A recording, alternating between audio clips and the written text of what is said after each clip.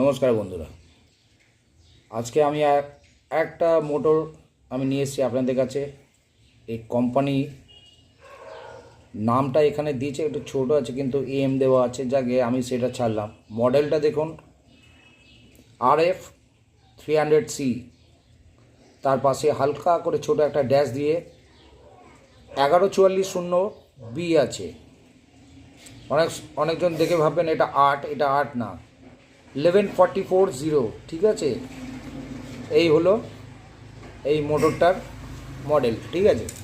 এবার আসি এর জ্যামিংয়ের ব্যাপারে। এই জায়গাটা যেহেতু এতটা ছোট, দেখুন অতিরিক্ত জ্যাম হয়েছে। তো এই জ্যাম হবার কারণটা আমি বলে দিচ্ছি। এবার ভিডিওটাকে আপনারা দেখতে থাকুন।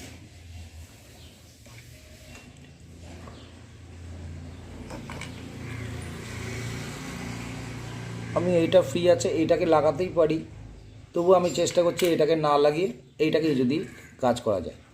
এই দেখুন বন্ধুরা, এমনি ছুঁচলো একটা, আমি যেমন একটা ভাঙা ছুরির টুকরো নিয়েছি, এটা দুদিক থেকেই আমি কাজ করি, ঠিক আছে। এই রকম ছুঁচলো, হালকা করে এই জায়গাটা আপনারা প্রেস করবেন, এই জায়গাটা চলে আসবেন, একটু প্রেসার দেবেন, দিয়ে এইটা হালকা উপরের দিকে তুলে দিন।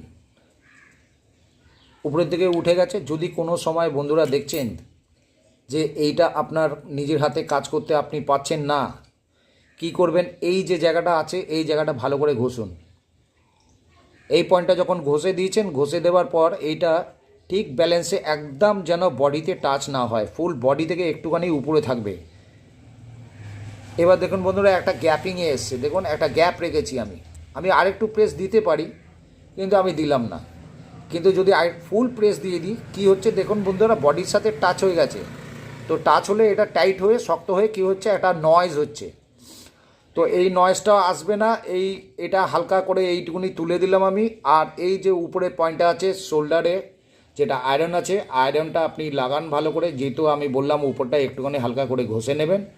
এবার হালকা করে এখানে প্রেস করে দিয়ে এই জায়গাটা সিল করে দিন, বা কোনো ডিটোফিক্স বা ফেভিকুইক যা কিছু দিয়ে এই জায়গাটা যেন ভেতরে না যায়, এই উপরটাতে সিল করুন। সিল করে দেওয়ার পর এটা দেখুন একদম ফ্রি আছে, নো প্রবলেম। তবুও আমার কাছে তো টেস্টিং করার ব্যাপার থাকেই সব সময়, যেহেতু আমি কাজ করি। আমি ফ্রি করে দিলাম। তো এখানে আমি কি হলো, একটা লাইন পর্যন্ত আমি পেয়ে যাচ্ছি, নো প্রবলেম। ঘুরছে। সুতরাং বন্ধুরা, এমনি করে আপনারা করবেন। নমস্কার।